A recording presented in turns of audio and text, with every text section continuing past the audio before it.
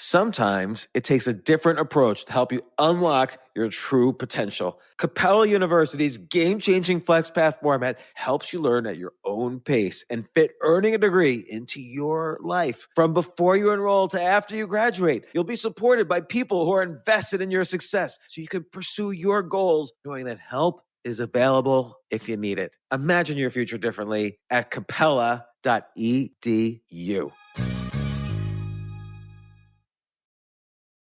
Rack your look for spring at Nordstrom Rack and save up to 60% on brands you love. Rag & Bone, Vince, Marc Jacobs, Adidas, Joe's, and more. Great brands, great prices every day at Nordstrom Rack. Score new dresses, denim, sandals, designer bags, and sunglasses, plus updates for the family and home. Get your spring on for less, up to 60% less today at your Nordstrom Rack store. What will you find?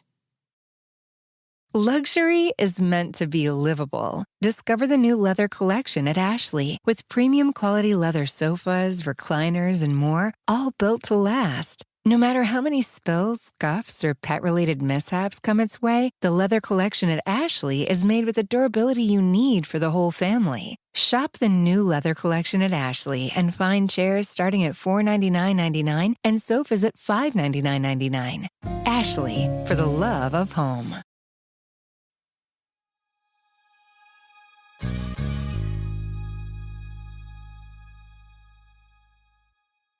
For 20 years, I've been writing about how much I think people should not go to college, that college is not the only solution out there for a career. In fact, it could be the worst solution because tuition has risen faster than inflation every single year for the past 50 years.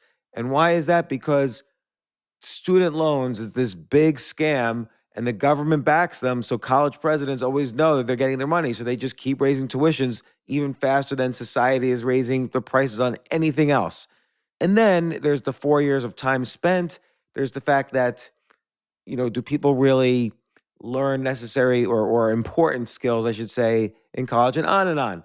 But Jim Keyes, former CEO of multi-billion-dollar company 7-Eleven, very successful guy. He's been CEO of a bunch of companies, including Blockbuster, and it's interesting to hear how he tried to save Blockbuster. But he wrote a book about the importance of education. So guess what? We decided to debate, and I'll admit I'm the sort of person who tends to agree with whoever the last person I speak to is, but he presented some very good arguments, and I have to give him all credit for that. But I'll let you hear the conversation, and it's well worth listening to, particularly if you've been wondering about this issue. So here he is. Let's talk about college. This isn't your average business podcast, and he's not your average host. This is the James Altucher Show.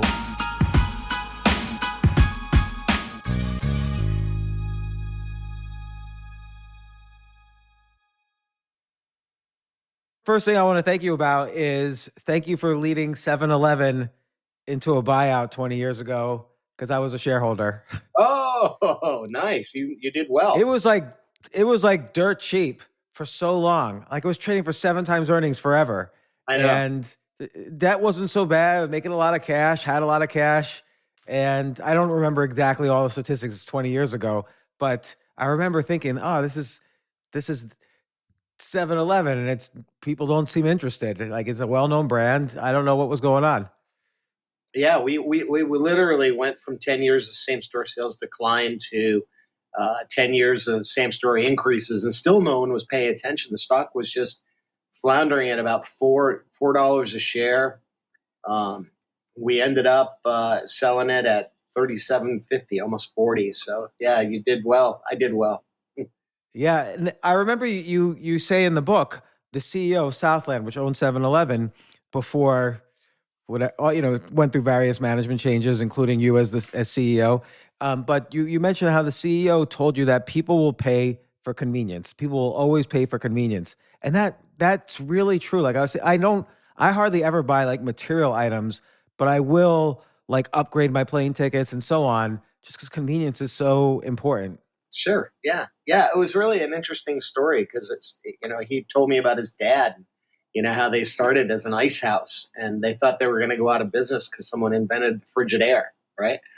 But his argument was that convenience is never going away. You know, people will always need to have something that they can access conveniently. And he said, you know, your challenge is, this was now 1991, go find stuff that people need. And we brought in ATMs to every store. We brought in, you know, new products that people had never seen before that I would source all over the world. I'd find things in Korea or Sweden or, you know, Taiwan that would sell and were, you know, the cutting edge. Remember the Razor scooters? Yeah, yeah. Remember those crazy things? Kids were all over those Razor scooters. We literally no one could find them. So we sourced them in China, and we had a 747 full of Razor scooters. Not the thing you would expect to see in a 7-Eleven, but we ended up. I don't remember seeing them.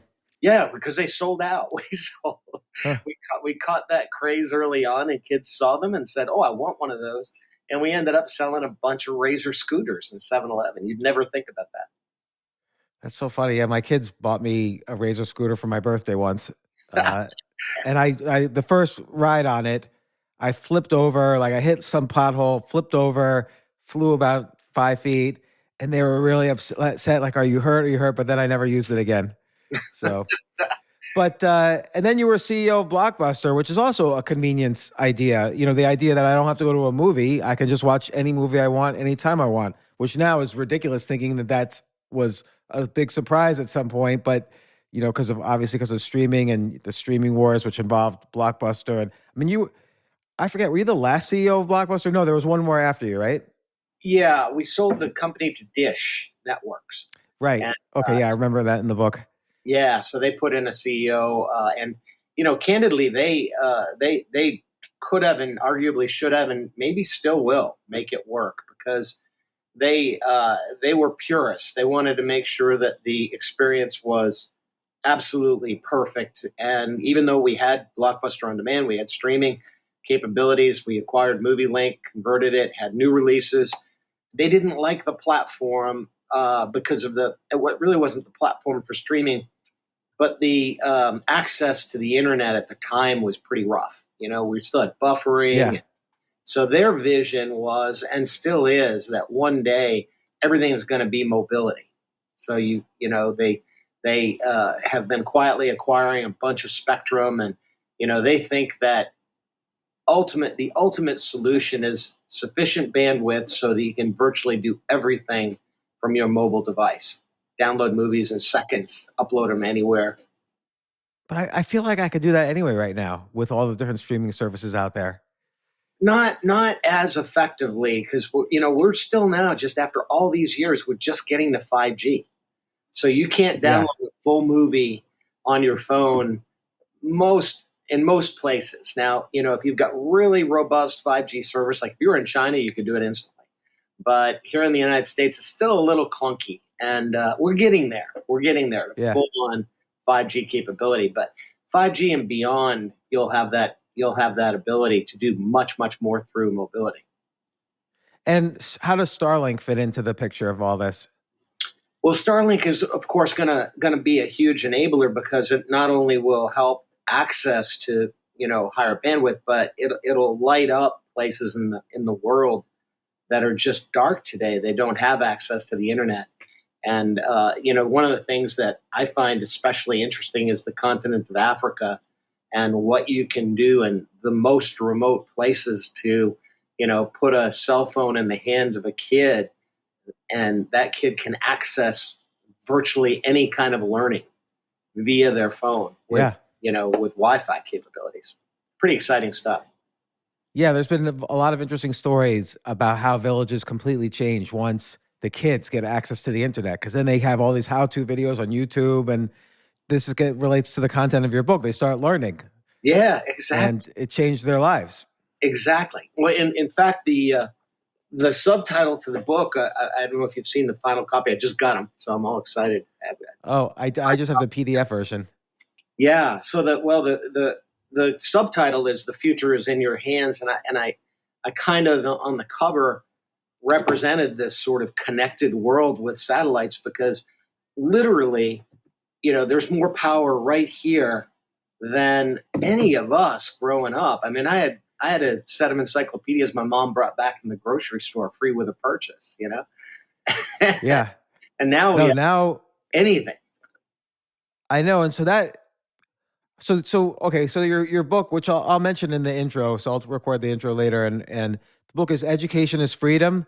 The Future is in Your Hands by James Keyes. Now, originally, Jay, the podcast producer over here, he thought we would have like a debate because I really don't like the idea of right now higher education, like college. I think but that's different from learning. Like obviously I'm huge advocate of learning and education, but just higher education itself, because of the way student loans have been structured by the government, there's no incentive for college presidents to lower tuition. So tuition's gone up faster than inflation every single year since the GI Bill. And now kids are going broke studying East Asian studies and then getting $200,000 in debt. Come on, James, we got to do this because you went to Carnegie Mellon, right? I went undergrad Cornell and then graduate school at Carnegie Mellon. So I'm happy to debate any aspect of this. All right. No, and here's why. We are focused. You're ahead of your time because someday college will be less important because there'll be other ways with technology to measure knowledge, right? Yeah. That's going to happen. But today, we're doing a huge disservice to a kid saying you don't need college because you can learn anything online.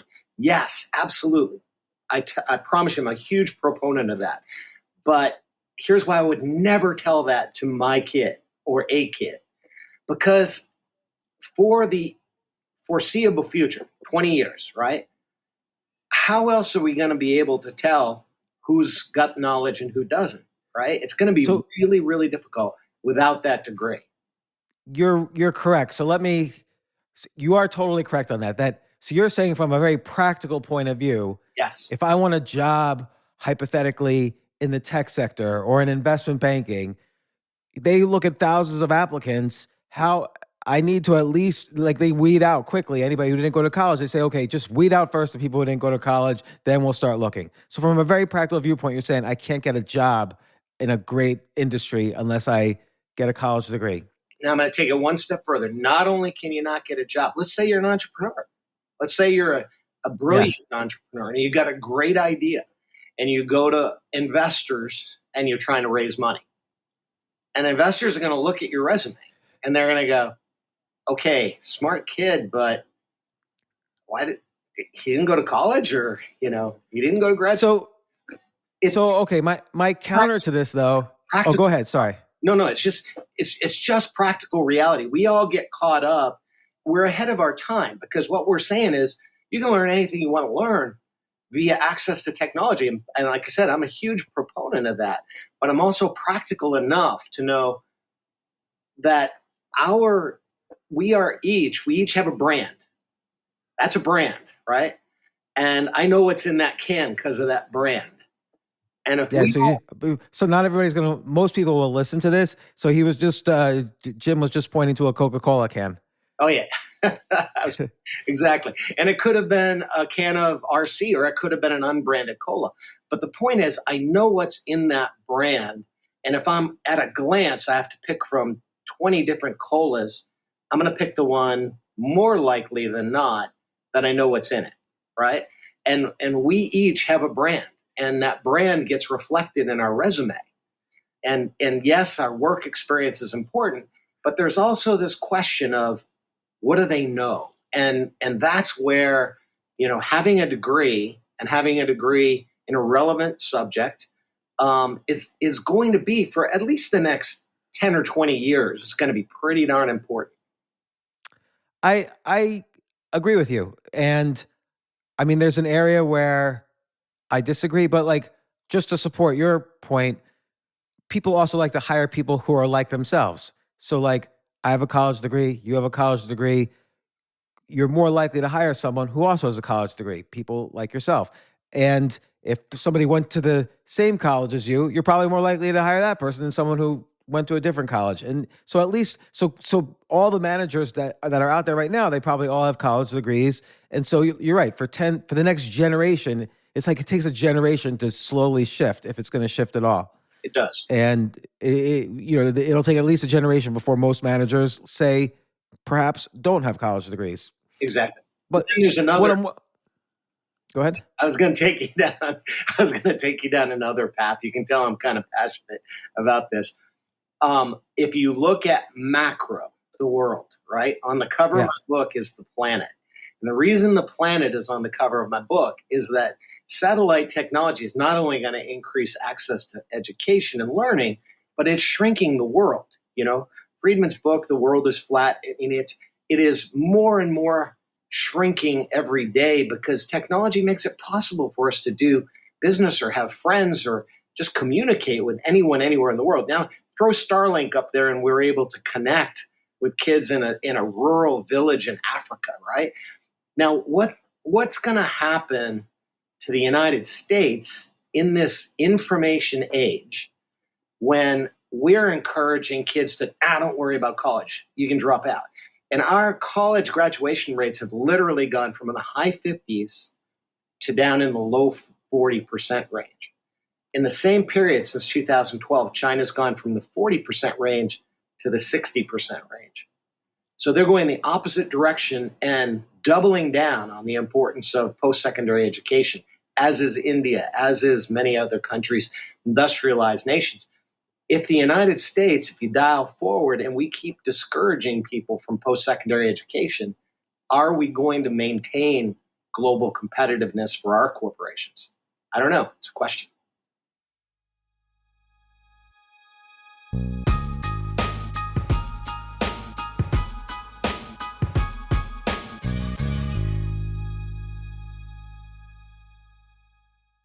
Daylight savings time is starting up again. Okay, podcast is over. That's all you needed to know. But why do we have daylight savings time?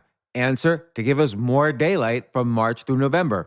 By setting your clocks forward, it may feel like there are more hours in the day when we initially start daylight savings. But if you're hiring, it doesn't necessarily help you find qualified candidates for your roles any sooner. There's only one way to do that: ZipRecruiter. And right now you can try it for free at ZipRecruiter.com/James. ZipRecruiter works around the clock to find qualified candidates for you. Once you post your job on ZipRecruiter, they send it to 100 plus job sites so you reach more of the right people. This is such a brilliant idea for a business, and ZipRecruiter did it. So ZipRecruiter's smart technology also quickly scans thousands of resumes to identify people whose skills and experience match your job. I've used ZipRecruiter particularly as a potential employee, and I still to this day get messages every day. James Altucher, would you like to apply to be VP of Entertainment at NBC or whatever? So there's just nonstop emails. Like I got 5 or 6 emails today because a year ago I signed up for ZipRecruiter. So spring forward with a new hiring partner, ZipRecruiter, and find top talent sooner. See why 4 out of 5 employers who post on ZipRecruiter get a quality candidate within the first day. Just go to this exclusive web address to try ZipRecruiter for free. ZipRecruiter.com/James. Once again, that's ZipRecruiter.com/James. ZipRecruiter, the smartest way to hire.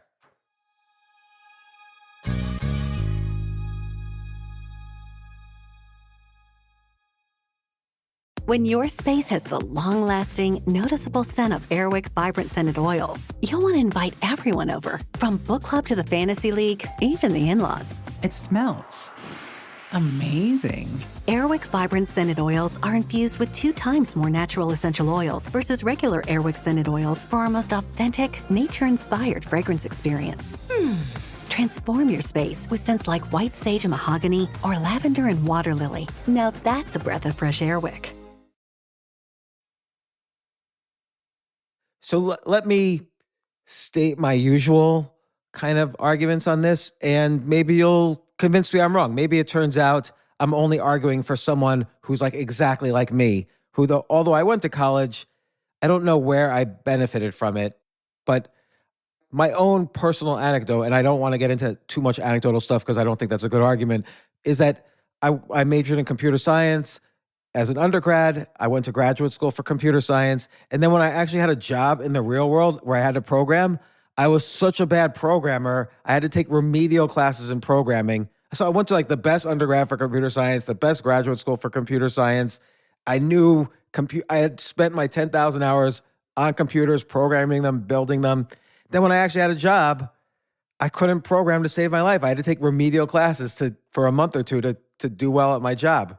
And so I don't think I learned what I wanted to learn. I loved computers, but I don't think somehow I learned what I needed to learn. And then I started looking around. Oh, there's a whole category of people who they don't even remember what they learned. I would ask a European history major, hey, when was Charlemagne born, the emperor? 100% of people I asked this, nobody knew the answer. Within 500 years, nobody got the answer correct. And I won't even ask you the question because nobody gets it correct.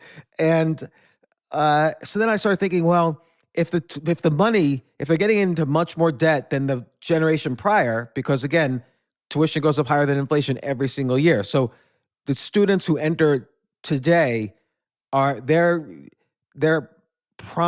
financial investment in their education is much higher as relative to their incomes, everything. It goes up so much faster than income and inflation goes that it's ridiculous. Combined with the fact that they're not really learning anything, made me really a skeptic. So here's my quick response. Neil deGrasse Tyson, Mm-hmm. physicist, right? Former guest on this podcast. Oh, yeah. Okay, perfect. He talks about this. He talks about elements of education. And he uses a great example. He goes, I took algebra and I didn't think I was ever going to use algebra again in my life, right? Yeah. And he was a physicist, so maybe he could. But he said, here's what I didn't realize at the time, and I wish somebody told me. He said, what algebra taught me to do is to take really a complex equation and break it down into components and solve for the pieces to simplify a very long and complex equation. And he said, you may go through your entire life and never use algebra. But if you didn't learn that process in math of breaking down complex equations into little pieces, you might not be as effective in dealing with complex non-math problems later on in life. He said, what school teaches you to do, we mistakenly sometimes think about very narrowly the subject, computer programming. Gosh, we were punching punch cards when I was in school. What value was that? But the process, the thought process, the understanding of how the computers work, that was all knowledge that is still very relevant to me today. And so I learned how to learn, basically, as opposed to just turning somebody loose and saying, good luck. Could they? See, that's a good point, is that how self-directed would people be, would the average person be without a college or a high school or whatever? But let me ask you a question. In every field, don't you learn how to break problems apart and solve them? In any field you study? Perhaps, yeah. So it doesn't really matter as much what the field of study is, but the fact that you're having that discipline of somebody bringing you along this learning process. You're learning to learn, whatever subject it is, math, science, could be, English literature, but you're still learning to learn, and you may come out a better writer as a result. I can write today, not because of, my English classes. I can write because of my history classes. So I may never remember those things, but it taught me to write, interestingly. And let me ask you, like, in your history classes, like, you probably loved history, is my guess. Not really. I couldn't remember Charlemagne either. I would never be able to answer that question. But it's because it taught me to think and read and write. So let's. I think there's an intersection here I'm just curious about, which is, let's say someone is interested in a subject. Like, let's say I'm 17 years old and I love history. What if I spent the next year just watching YouTube videos and reading books about history? I'm probably going to know more than someone who just relies on college classes to study history. Exactly. I'm so glad you brought that one up. I got a great example. In the book, I talk about a kid named William Talley. Will. Yeah. You read it. Okay. So Will was a great example. I mean, this kid was a horrible student. He was getting C's, and he hated school, but he loved YouTube videos. So I encouraged him to use YouTube videos to supplement his history classes, and it lit up history for him. He was like, wow, this is cool. He hated the books. So he was one of those learners that learns by video rather than by text and by books. And what he did, though, is instead of saying, well, I don't need those books, he supplemented the books with his video and made it more interesting as a result. He's now, as you may have read in the book, he's a freshman at Harvard. And I was so proud of him. Right. So this was the question I was going to ask you about Will. Yeah. Is that he already was learning his topic at a very advanced level? Does Harvard really gain him anything other than, okay, we know it gains him the $200,000 in debt. Now his family's well off, so maybe he doesn't have to go into debt, but okay, he gets the price tag. And you're saying additionally, he has a much higher chance of making a good income afterwards. Absolutely. Here's what everybody's forgetting. They think about the cost, right?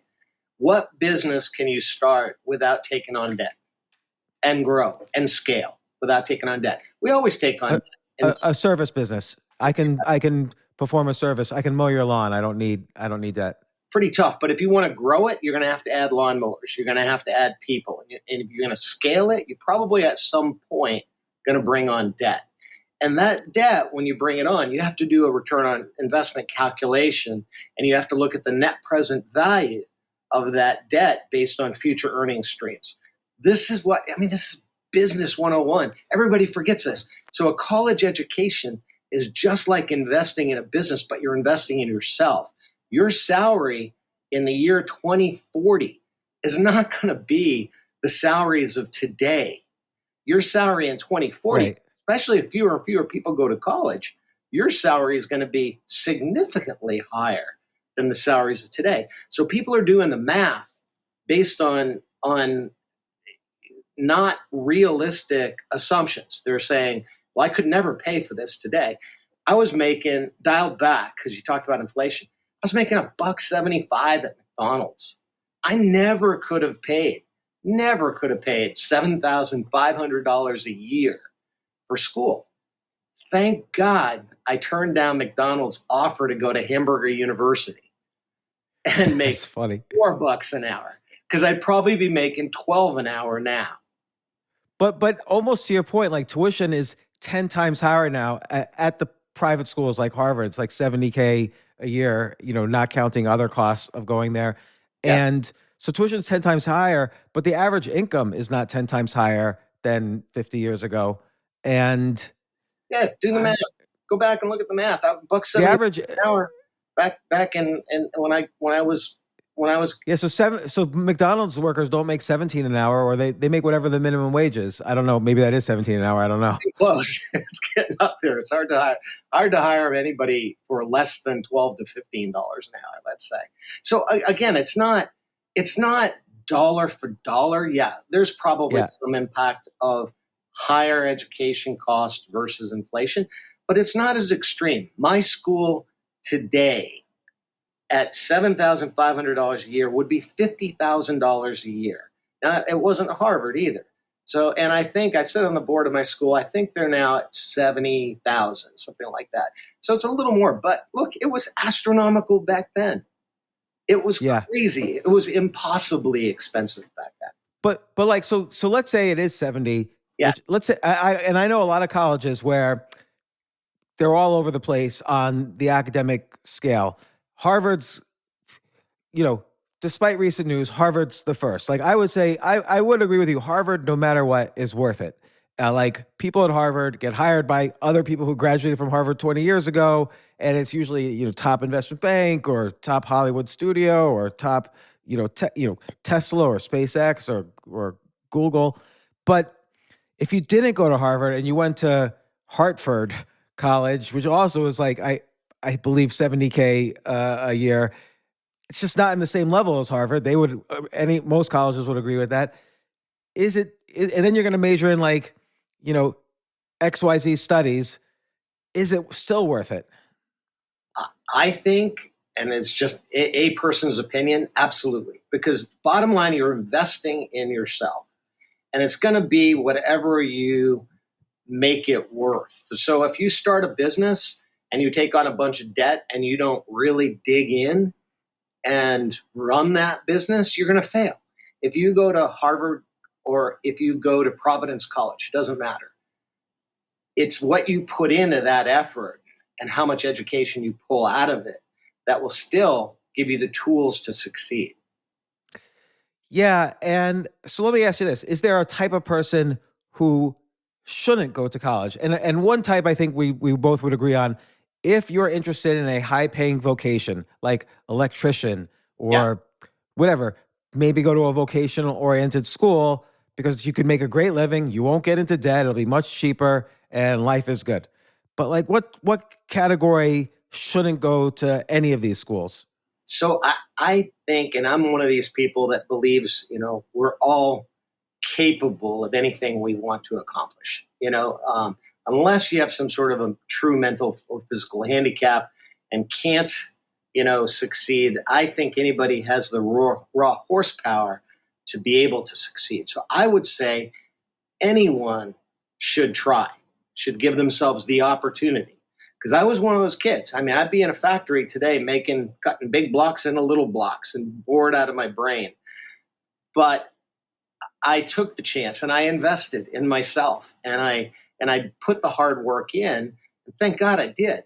But I do believe that anyone has that opportunity. Now, if I've got this expression: shoot for the stars, and if you miss, you'll still have the moon. Right? You can still do well. So if you strive for the best, if you set out and say, I'm going to go to college, and maybe you don't have the horsepower, maybe you don't have the will to put the work in to be able to get there, then there's always still that vocational avenue. You could be a pilot today without a college degree because we have a desperate need for pilots. You can make $150,000, $200,000 a year being a pilot. I'm a pilot, but I'd rather own the airplane than work for somebody else and fly it. Right? Right. But let me ask this. What was your first job out of college? What was your first job? Well, first job, McDonald's while in college. But yeah, out of college. You graduated, you have that degree, you're applying, first time applying, going to job fairs, whatever it is you did to get a job. What was your very first job out of college? Well, I think if I'm not mistaken, it was like Gulf Oil, right? Or no? I actually had an interim before going back to grad school. I worked for a company called Curry. It was like a FedEx Kinko's kind of business, and I worked for them for about a year. Okay, and then you went back to business school or whatever. Yeah, and you ended up in being a manager at a big company, and that was your career. Correct. Yeah, I ended up getting an internship while in graduate school, and it was Gulf Oil, and they offered me a chance to come back full time and work for them. So I was actually planning to go back to law school and bagged that because I was starving to death. So I took the job and ended up in Gulf Oil. And so my question for you then is, did you ever have a job ever again where they asked you what college you went to? Yes. Or what? Still, it matters today. So when you went to Southland, they already knew who you were, right? They knew you were great. They knew who you were. They wanted you to help run 7-Eleven. They didn't really need to see your degree. They didn't need to, but it was a differentiation factor. I'm absolutely, there's no doubt in my mind when it came down to me versus somebody else for that chief operating officer role, chief financial officer role, it still came down to, okay, so what is his academic background? And it was a factor. It may not have been the only factor, but Right. Differentiation. And this is the point, James. Differentiation is as important for people as it is for businesses or products. We have to. I agree with you on that. But now everybody's gone to college. And so how do I differentiate myself? Well, I could say, start a business. Oh, do I pick the guy who just graduated from Yale? Or do I pick the person who, instead of going to Yale, started a business? Okay, didn't do great, but he or she still sold it for a couple $100,000, or he or she made a living and had like 500 customers for whatever their services were. And who am I going to be more impressed by? I might be impressed by the entrepreneurial person. You might be, and every circumstance is going to be different. But think about it. I could also say I want to go be a professional basketball player because I don't need a degree. I don't need to do anything. I'm just going to go be a pro basketball player and I can do my best. But what if I'm not that good, right? So we have to be careful that the outliers in business, people go, well, Michael Dell dropped out of school, or this guy didn't even go to school. He just went straight to Silicon Valley. There are always in any industry, whether it's basketball, whether it's football, whether it's business, there are going to be outliers who will succeed under any circumstance. The reality, the practical, and this is where I'm coming from, James, it's the practical reality, having run two big Fortune 500 companies. You got 400,000 employees, right? You need a new person to do XYZ job. You don't have time to be sitting there going, gee, I wonder how smart they are. You have to have some frame of reference.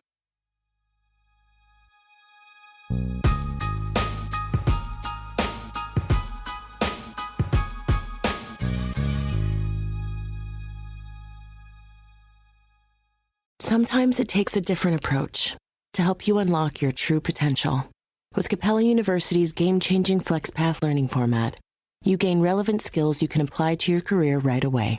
Earn your degree from an accredited university and be confident in the quality of your education.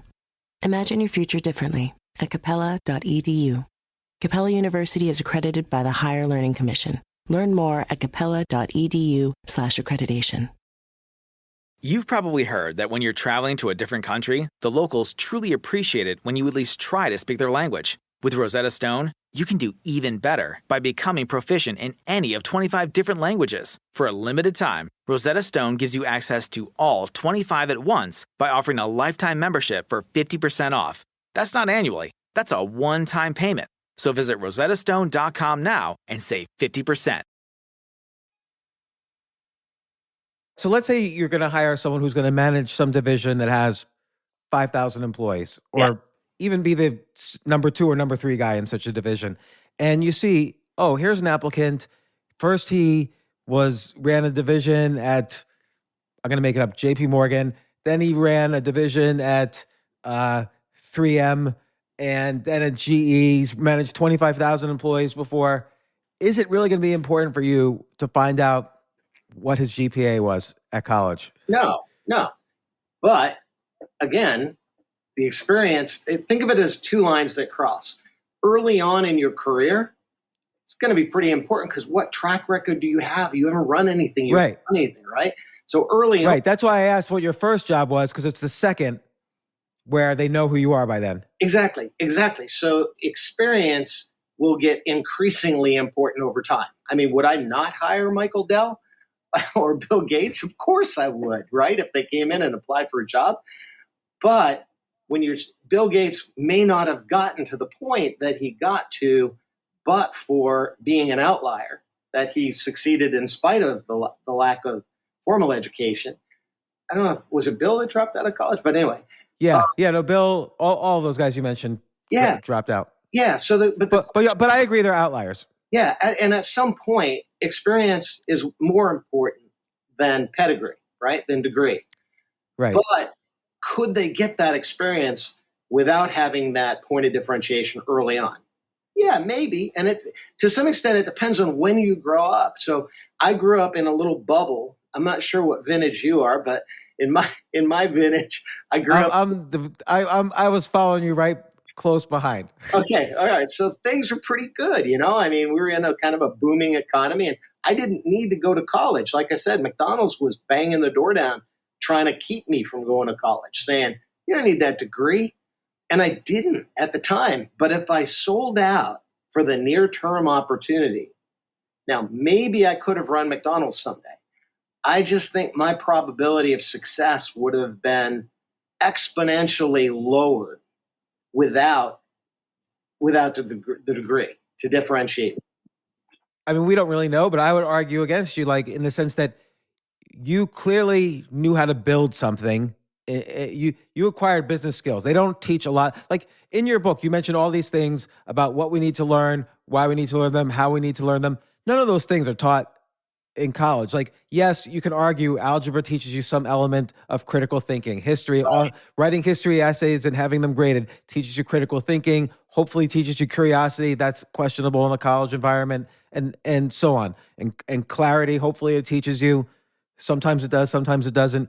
But I bet if you went to Hamburger University, then sooner or later you would run a franchise. Then you would start thinking, oh, I can borrow off the cash flow on these franchises, and I could have 2 franchises, and then 3, and then 10.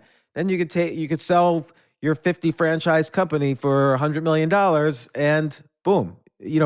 Would it have been as hard? I don't know. I mean, you worked for 21 years for running, at different stages, 7-Eleven. You worked at Blockbuster for many years. Like, that was hard too. That was stressful. It took a long time, hard. Maybe you would have had that 100 million much quicker if you were doing your own thing and you had that head start of not having to go to college and business school, because that takes 6 years. Very possible. Very possible. I could have. And again, it's all about probabilities. I'm a business guy. I look at it as an investment, and the probabilities of success without that investment were substantially lower than the probabilities of success with it. I can start a business without having sufficient capital, whether it's debt or equity. I can start that business and struggle along for a whole lot of years, and maybe I'll get lucky. Or I can start that business properly capitalized with either debt or equity and give myself a better chance of success. Same thing with investing in yourself for education. Yeah. And you're even including the opportunity cost. Like, you went to school for 6 years. Yeah. Okay. I went to school also for a bunch of years. And that's a lot of time. Like, imagine if you had, decided I want to be a business guy or an entrepreneur. And so starting at 18, I'm going to just get experience, like learning how to run a business and studying the people around me and so on. Like, what's a scenario? What's a path where it would have been better for you not to do the education that you did? I honestly don't think there would have been a path. I think I would have followed the same trajectory that many in my family did. I would have struggled, and eventually I probably would have given into my own self-doubt, because that's the biggest killer of people that aren't able to get that education. There's that self-doubt, that nagging, I didn't get a degree, blah, blah, blah. And they start talking to themselves, and they convince themselves they're not smart enough, they're not good enough. That's where the outliers silence that fear, right? I do agree with that. Like, my wife didn't go to college, and I see that self-doubt in her occasionally, even though it's many, many years later.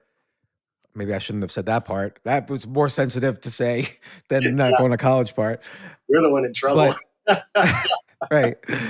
But I could see how there's sometimes self-doubt because of that. But that's, again, the two main reasons you're bringing up are kind of society produced and not learning. They're not for reasons of learning, but for reasons of society.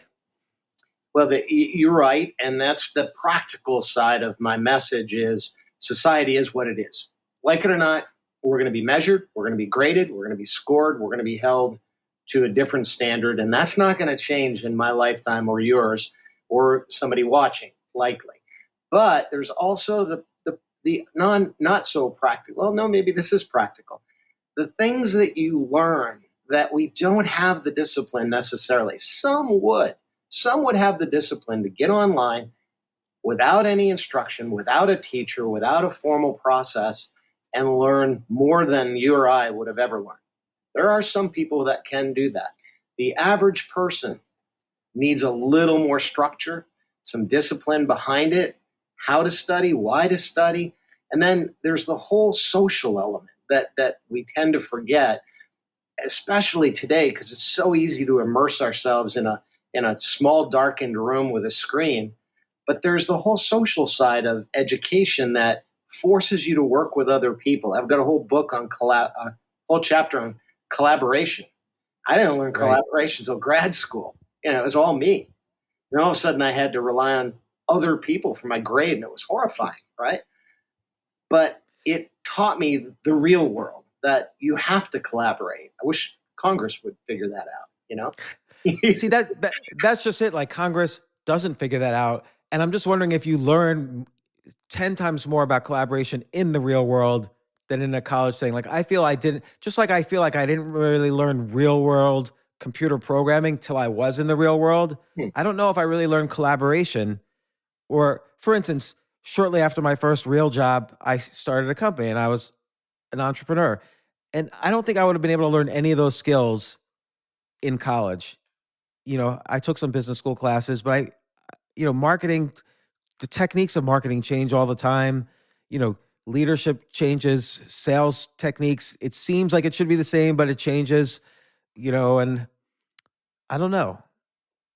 I feel like I need that real world experience to really learn. You need a combination. I describe a college degree or even a graduate school. Graduate school is a little different because there you're generally learning a specialty. So, Yeah. if you were going to be an accountant, but I'm better off having had to take core accounting.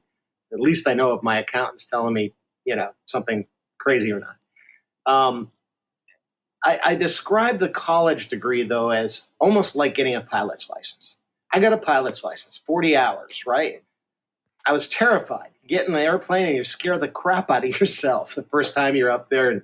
And then, you do things, you get pretty comfortable, and then you do something else that scares you to death. And you almost crash and you go, oh my gosh, thank God I learned from that, right? Or you come into a crosswind or something. The pilot's license is a license to learn. It basically gives you that core kind of skill that then turns you loose in the real world to go learn from the experience of flying. And that's kind of what a college degree does. It teaches you how to learn, but it doesn't teach you everything you need to know to be successful. It just gives you that fundamental structure and discipline to then be a license to learn when you get out into the real world and you start applying those things. Also, it depends a little bit on the quality of the professor, Sure. like, or the professors you have. Like, were you encouraged to really think critically and explore things you were curious about? Or did you have to follow some agenda and mostly use rote memory? And even your critical thinking, you had to kind of align with the professor's critical thinking. And I'm not saying this in a political way, but just like in any profession, most of the people are mediocre to bad and very few are really good. So professors, the same thing. Oh yeah, it's a Eh, real world. It's a real world. But this is a point that I make in the book that's so important. When I say the future's in your hands, if you have a crappy math teacher, I had a really bad math teacher at one point. It just frustrated the heck out of me. Today I could go to Khan Academy. It's like, I don't care if I've got a crappy math teacher. It doesn't matter. Right. I'm going to supplement this knucklehead with my own learning, but I still come out with that degree, the credentials, the ability to get into a quality graduate school, etc. If I use that as an excuse, the teacher's junk, so I'm going to quit. I mean, what have I done to myself, right? So there's always going to be bad teachers. There's always going to be a bad, infrastructure, lots of excuses. But the power really is in our hands. Let's say you were starting a software company and one guy came to you and had a 4-year degree in computer programming and another guy had a Google certificate. So Google started these things called Google certificates. And I think at a learning site, Coursera, you can get a Google certificate. You study different computer science things and IT things, but it takes you only it's almost like a pilot's license worth of work. It's not going to be the 10,000 hours, but also it isn't that way for someone majoring in computer programming. They also have to take a language and they have to take, philosophy and an English class. And they're not really spending they're spending 1/5 their time or 1/4 their time on computers. So would you take someone who had a Google certificate? So this is an educational program modeled by Google about what they need to hire. Would you do that over a college degree or consider them equal or how would you consider it? I honestly don't know because I think every situation is going to be different, and that may be, a case where I would say, sure, I'll take that Google certificate. Um, Again, there are too few of those credentialing alternatives to college today. So that may be one example that there may be a Google certificate that is worthwhile. But if I had somebody with a Google certificate and a degree, I might take that person over both of the others. And Right. it's same as you don't need a degree to be a pilot. But if I had a pilot come and apply for a job and he's got a college degree, you know what? Probably going to take him over somebody that just came through. Yeah. But let's say, okay, and I'm not trying to, I'm asking questions legitimately. Like there are several categories of people. And like, for instance, we know there's a category of people who should go to vocational school as opposed to college. Sure. And I'm just wondering, like you mentioned, if someone's going to be in the NBA, maybe they don't have to go to college if their only reasons for going would have been practical as opposed to learning oriented. But what about someone who really wants to be an actor, for instance? And the year's 18 to 22, that's a critical age for a lot of people who just go to LA and audition, have more opportunity than someone who waits 4 years and starts at 22. Because you're still going to need like 5 to 10 years of auditioning before you break out in many cases. So what if someone just wants to be an actor or really wants to pursue it, give it a chance? What would you tell that person? Go to college. Here's why. You could be a wildly successful actor. You don't need a college degree. Who's going to manage your money? Because as soon as you, you're an NBA star, you're, LeBron James, you have to rely on somebody else to manage your stuff because you don't really have the horsepower to do that. How are you going to know you need somebody else? Like there's a lot of successful people who went to college who went broke, after they made money. I'm going to raise my own hand here. I went broke the first time I made money and I didn't know I needed someone else. I thought I was smart because I ran a business. No, you're absolutely right. You can go broke whether you're rich, whether you're poor, whether you're smart, whether you're dumb. You can go broke in any circumstances. The point is, there is always a need for that breadth of education. You can either go deep and learn one thing, like basketball, or be a pilot, or whatever, or you can go wide and you learn a lot of things. And my point is, and I'm the outlier, James. There are going to be people sitting here that are so mad that want to climb through the screen. And no, most people very much agree with you, and you're making very persuasive arguments. Well, no, I think right now the narrative is more aligned with where you're coming from, that college is not relevant. There's a Wall Street Journal article that just said, like 2 weeks ago, college is no longer respected, no longer important. I'm the counterpoint to that. And the reason I'm the counterpoint to that is I'm not looking at today.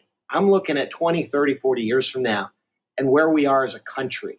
If the rest of the world is doubling down and tripling down on formal education, and we're sitting here going, I'm going to go be a TikTok star, I'm a little scared for where we will be in 30, 40 years as a country and as a society, really, if we don't have the breadth of knowledge that you get one way or another in college. I wonder, so they're doubling down on college, but that's mostly they're doubling down on STEM. They want the next genomicists and AI people. They don't want them to go to America and then stay in America. So they've been doubling down on STEM. But if someone here is an entertaining person and has no interest in STEM, what should they really? I'm basically asking, is there any category of person, and I think the answer is no, but is there any category of person that you say, just start getting experience? Okay, the electricians, you're going to go here. Is it everybody else go here? Or is it these people go here, like the STEM people go here? And if you really love philosophy, also go here. But if you want to be a TikTok star, try this for a couple of years. Even the electrician, I would say, do you really want to have to be climbing through attics and wiring, and doing all this hard work for the rest of your life? And do you really want to be tied to whatever the current salary is for an electrician? Or do you want to have the opportunity to go own the electrician firm or build a whole chain of electrician services? I mean, it's my answer is, for everyone, shoot for the moon, learn as much as you possibly can. Shoot for the stars. Learn as much as you possibly can to give yourself the optionality. And this is what it's about. It's not about money. And this is the difference. It's not the book, education is money. Education is freedom, because it's that breadth of learning that gives you options, that gives you freedom to do anything you want to do. later on in life. See, I 100% agree with that. And you lay out, the things you really need to learn, how you learn them, and so on. You lay that out perfectly. Like critical thinking, curiosity, creativity, these are so important. And I just asked myself, did I learn those things in college or did I learn those things through my own initiative? But then I have to ask myself, does everybody have the same level of initiative? Some people do, some people don't. Maybe they do later in their career, or maybe they do when they're younger. And so I'm just wondering what what category of people really it's a misuse of their time for them to spend 6 years reading books, or when they could have learned what they needed to learn on YouTube videos like your friend Will, and then they could have started some career 6 years earlier that needed a more youthful, initiative to start. I think the simple answer is you'll know. Hopefully you as an individual will know. It's not 2 years, 4 years of college, 8 years of college. That is less relevant than whatever it takes to give yourself the broadest of opportunity. Because that's the key. None of us know what we want to do. I thought I wanted to be a lawyer. I would have been a terrible lawyer. But it wasn't until graduate school that I discovered, hey, business is kind of fun. I actually like this. I'd be bored to tears in a law firm trying to read contracts. Yuck. But I didn't know that at the time until I learned more and experienced more. And then all of a sudden it was like, wow. And I have the tools now. I have the background that lets me to pivot and go left or right or do any of these things. I'd go be a professional pilot right now if I wanted to, just because of learning, of the breadth of learning. Right. But learning, as you mentioned, is not necessarily connected directly with with traditional institutional higher education, like a college. Like you could learn like by there's a great site. I was just playing with it last week. You'll appreciate this site, Learningverse or learniverse.ai. You type in, I want to learn all about the Roman Empire, and it'll ask you some questions, and then it comes up with an entire class curriculum, and it says, do you approve of this curriculum? Do you want to add anything else? No, okay.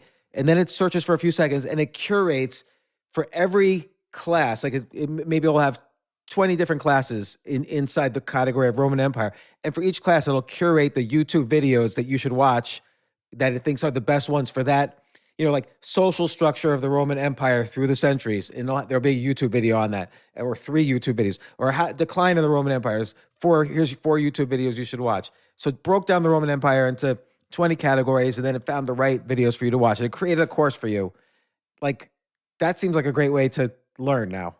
Oh, it's a great way to learn. It's a great way to learn and a great way to supplement. And net, James, net. It doesn't matter how you learn as long as you learn, right? That is the most important message, is to learn. Now, I agree with that. The practical side of that, though, is there are realities in society of measurement systems. Whether you're borrowing money for a new business, or you want to get into a country club, they're gonna look at who are you and what are your credentials. And maybe you're successful enough that you don't need any college because you've been so wildly successful as an NBA star or as a business entrepreneur that you don't need anything. But most of us are not going to be those outliers. And we're going to need something to be able to say, here's who I am on paper for at least the foreseeable future. Now, someday, like you said, it'll be Google certificates. It'll be, Khan Academy graduate because he passed all the Khan Academy things and you can be a math wizard now. But today we don't have those. And until technology progresses enough that we've got consistent measurement capabilities online and those kinds of things, it'll come. That's the future. But it's probably 20 years down the road. So taking an extreme example, if you could see the future and know that from the ages of 18 to 22, you're going to succeed as an actor, then maybe it's okay to be an actor. But if you don't know, and let's say you're always interested in learning, so that's taken care of because you could just read books, watch YouTube videos. But the practical side, if you don't know if you're going to be a successful actor, but you happen to have majored in accounting, at the very least, you could get a job as an accounting firm and then a CFO and then so on. Yeah. Yeah. Exactly. Although there may be opportunity costs there where you could have been auditioning and instead you were in class. There may be. That's always going to be the case, that you've got to measure that opportunity cost of not starting in the professional world as early. And that's always going to be the case. And that's why I said, you'll know. Hopefully you'll know. I mean, if you're LeBron James, you go, do I go to college or do I need to? Because the opportunity cost of not joining the NBA right out of high school is far greater than otherwise, right? It's a personal decision, and he can make that decision, and he was right, obviously, to go straight into the NBA. Right. Because he actually could see the future, because when he was 17 or 18, he was offered tens of millions of dollars to join a team. So he knew, okay, I'm at least going to make this. Then I can go to college if I want, if I bomb out of the NBA. Exactly. So, but it is interesting because, when I'm going through your book, okay, we're obviously debating about college and education right now, but your book is not really about that. Like, yes, you mentioned college a couple of times, but only a few times. And you really say the important thing is learning critical thinking, learning confidence, being curious, being creative. Like, you have all these, and then you have techniques for how you can enhance these things, learn these things. And this is really about like meta learning. Like, these are the tools you need to succeed in society in a meta way. No matter what you learn in college, you need to still be a critical thinker. You need to still be curious and creative. And so those things, why don't they teach them better in college? Or maybe someone should create a college around your book where that's the curriculum is, okay, here's how we're going to learn to be a critical thinker across many disciplines. Here's how we're going to be creative across many disciplines, and so on. Yeah. I wish they would. In fact, I'm talking to a number of colleges now. I actually, when I started writing this book, I targeted it at junior, senior high school to encourage them to use this roadmap, if you will, to go to college and to do well in college. But then I started realizing, they don't teach you this stuff in college. These are the soft skills. They are the soft skills. And actually, it was somebody that runs a very large academic institution that said, Jim, I want to buy 1,000 books. And I was like, really? And they said, yeah, I want to give this to every one of my professors and my administrators, because I want them to think about how we incorporate these soft skills into all of our learning, in all of our classes. I was like, wow, I hadn't thought about that, but these are the things you don't learn necessarily in college. I don't even like the phrase soft skills that much, because these are like meta skills. Like, no matter what industry you're in, a soft skill might be sales is a soft skill. Yeah. But like curiosity is something that's going to enhance your sales technique. Curiosity is going to enhance your study of, feminist studies. Curiosity will make you better than other people who are studying feminist studies, because your insights will be more interesting because they're going to break the frontier wherever that discipline is. Sure. So, and you list in your book all the different types of curiosity there is, like different ways to kind of enhance your own curiosity. And I think your idea in listing these different ways is, some people might think they're not curious, but they see these categories. You go, oh yeah, no, I do that. And so it gives them hope that they could do it. Like, how would you teach curiosity?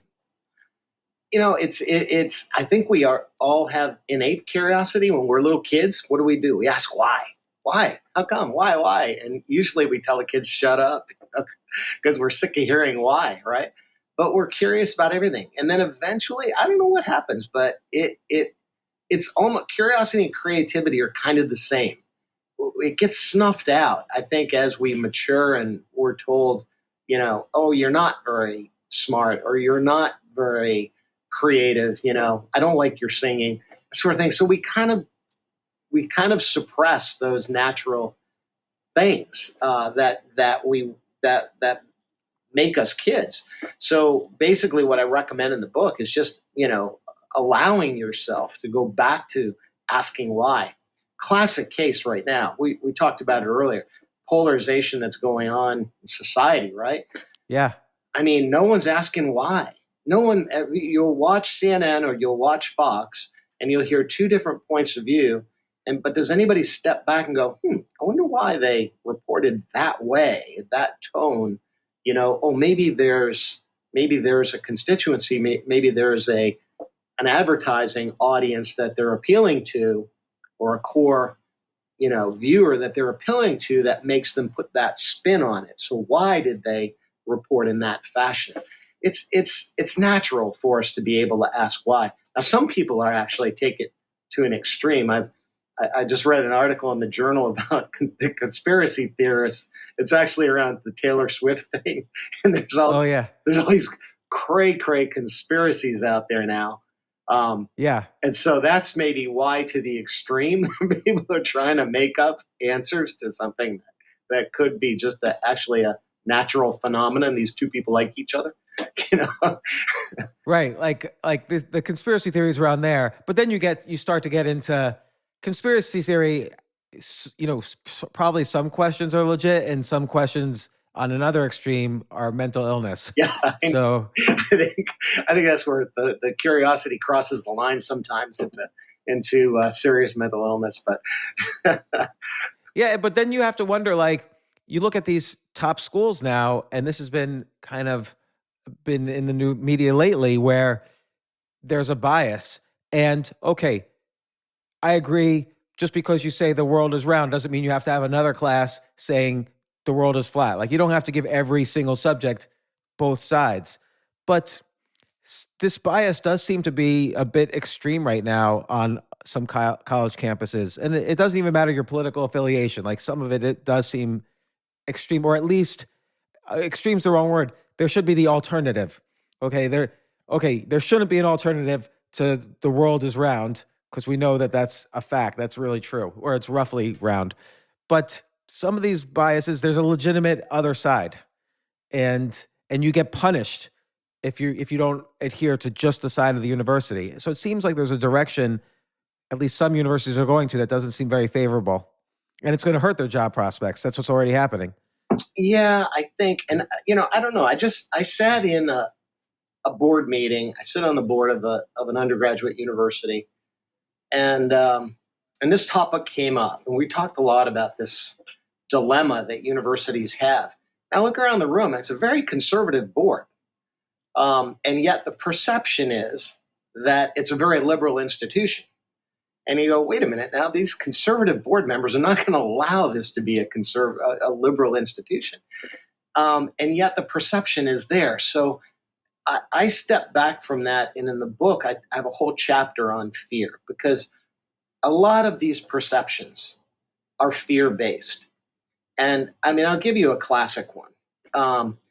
It's this issue of, are socialists going to take over the country, right?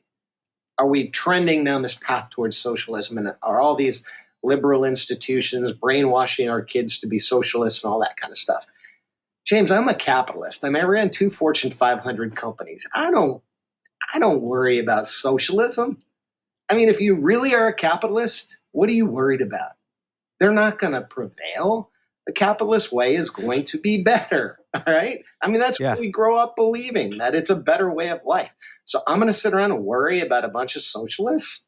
Who cares? Let them go talk, right? And yet this fear ends up making us paralyzed. Like, oh my God, they're going to take over. They're going to destroy the country.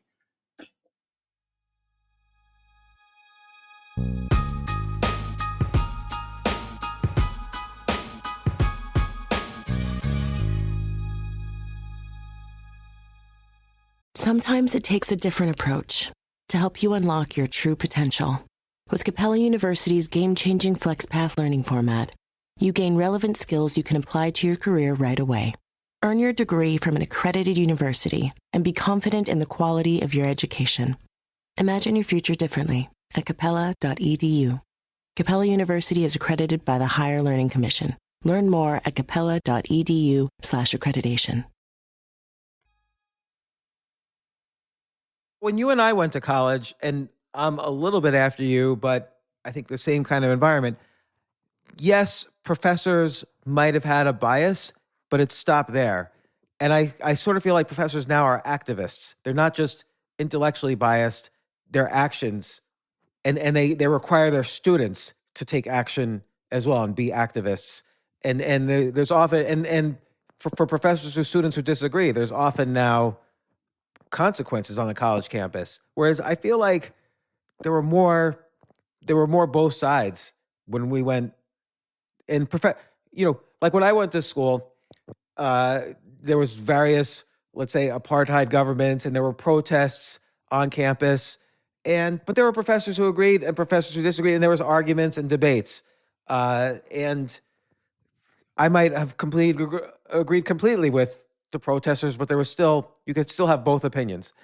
But now I feel like opinion is a little bit suppressed, So which is another concern I have. I'm going to remind you of the Vietnam War and everybody believing that the world was going to hell because all of us our age were a bunch of hippies smoking dope and wearing funny clothes and growing our hair long. You still have your long hair. I don't know how you got away with that. I wish I could. I don't know either.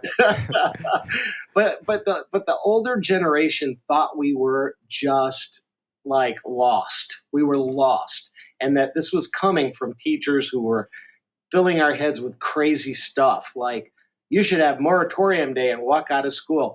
And I remember walking out of school during the Vietnam because it was moratorium day and we all staged a walkout, right? None of us knew why we were walking out of school. We were kids, right? We wanted a day off. So we walked out of school because it was cool.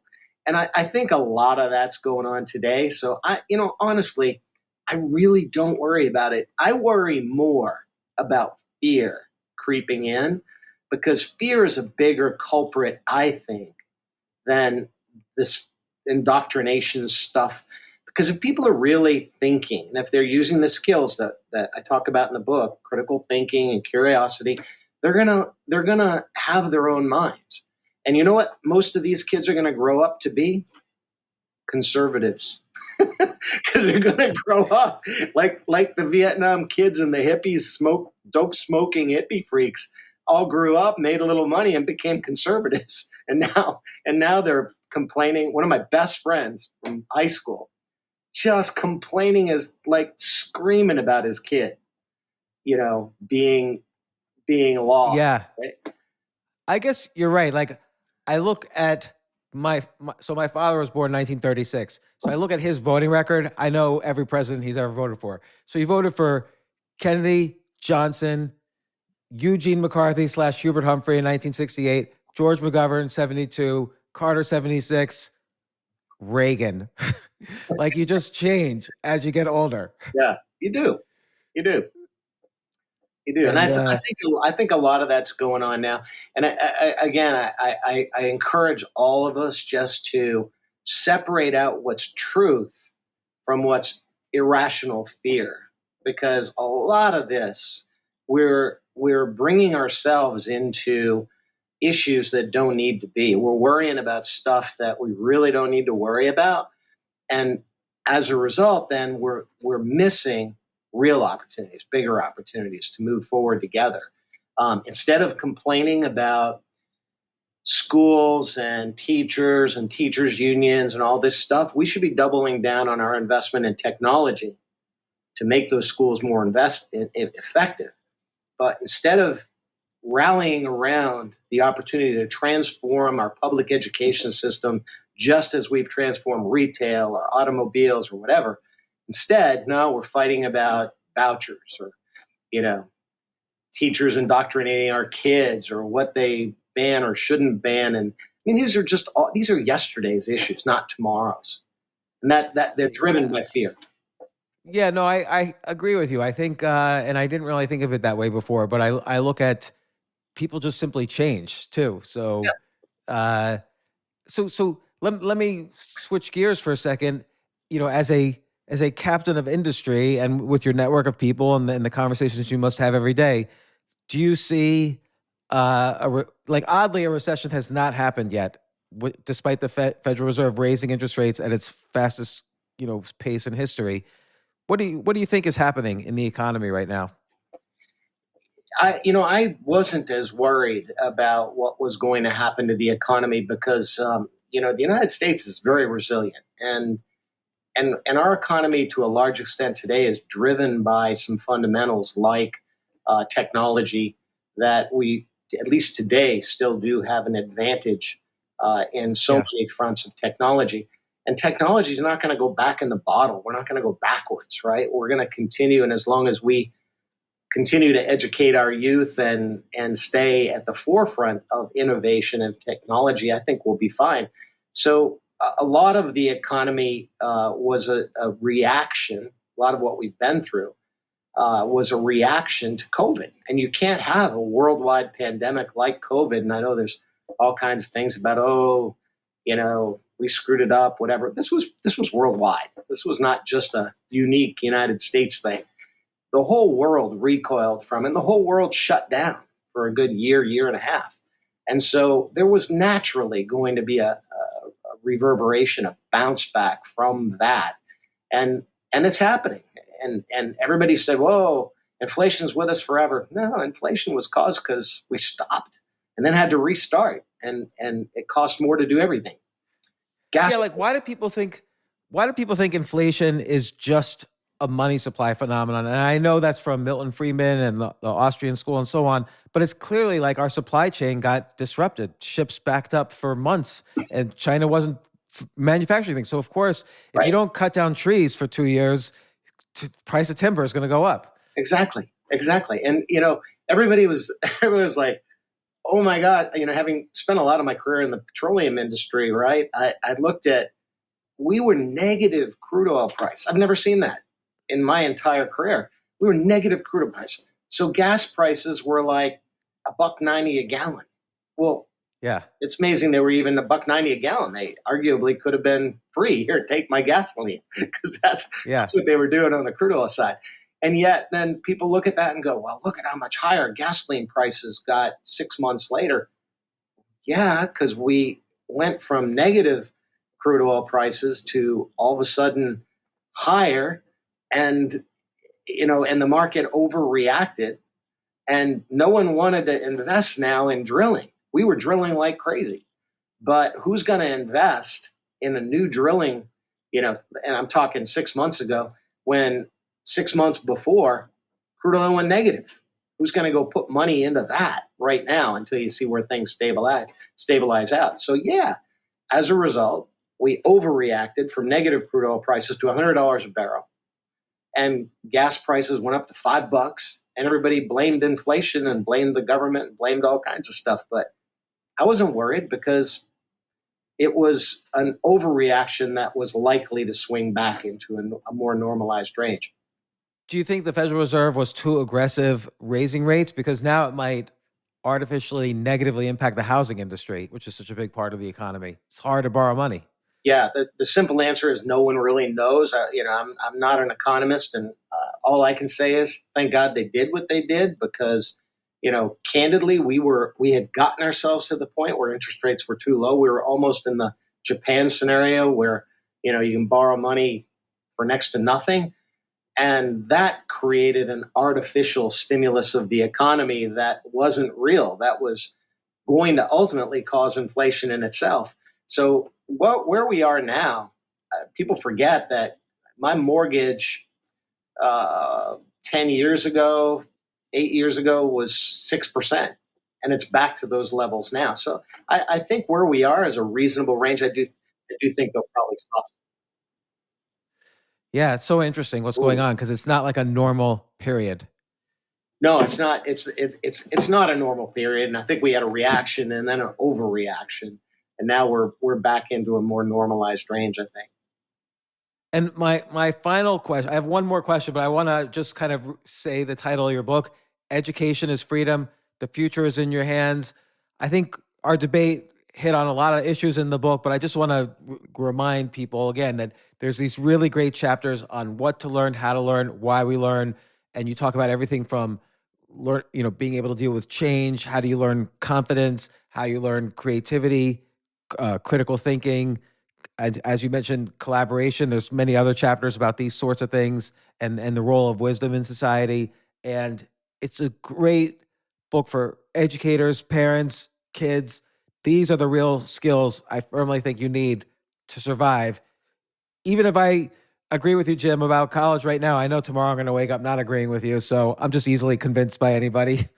So, but your book is 100% dead on what we actually need to learn, and those are the toolkits for success. I agree with you though. That practically, a lot of people could benefit from the pedigree that college gives you, and so on. But the other, this one question I want to ask you as the former CEO of 7-Eleven.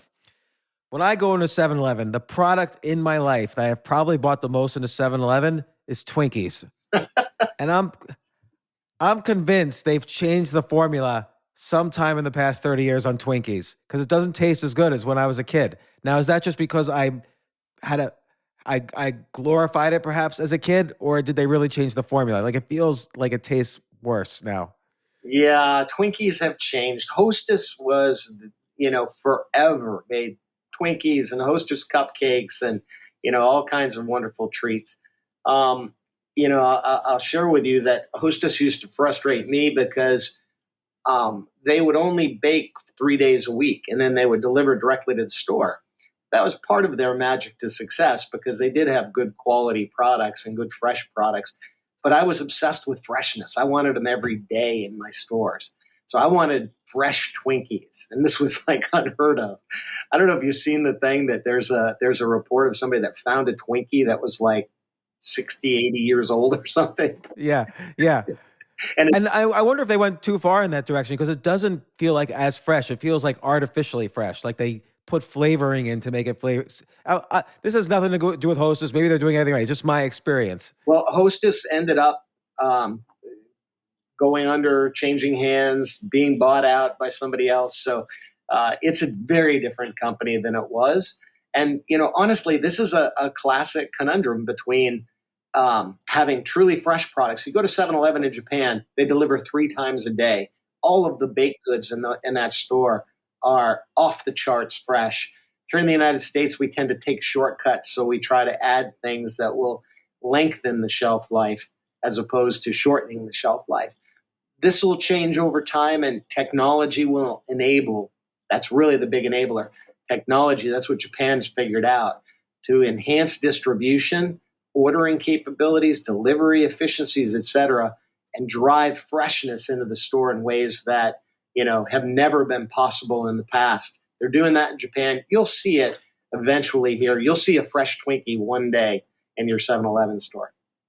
I can't wait. Well, Jim Keys, thank you so much for coming on the show. Thank you so much for agreeing to kind of go back and forth with me on this issue. I think about it a lot. I have two kids, 3 stepkids. They're all thinking about these issues. And, it's a topic of conversation a lot in my life. So thank you for humoring me on this. Your book is excellent, though, for so many other reasons about learning and education. And also thank you for sharing your experiences. Thank you for being the CEO of 7-Eleven when I was a shareholder, and then the CEO of Blockbuster. We didn't even get to that, but I'm sure there's many interesting stories there. Oh, yeah. Well, James, thank you for coming on the show. One last thing I'll leave you with. We've talked a lot about education and we've talked a lot about society, and we talked a lot about fear. But I'll share with you that if you're a kid and you're scared of the dark, what happens? Mom comes in, turns on a light, all of a sudden you realize there's no monster under the bed or in the closet, right? Light it eliminates your fear. That's what knowledge does. And that's why ultimately the more knowledge you can get, whether from your own learning or from the structure of a formal education system, the more learning you get, the more light you shine on your fear, and you eliminate fear, which is ultimately the cure for 90% of the issues that society or humanity faces today. Knowledge is the ultimate solution. I 100% agree. Thank you, Jim, and I'll leave the audience with that. Thank you. Thank you, James. Enjoyed it.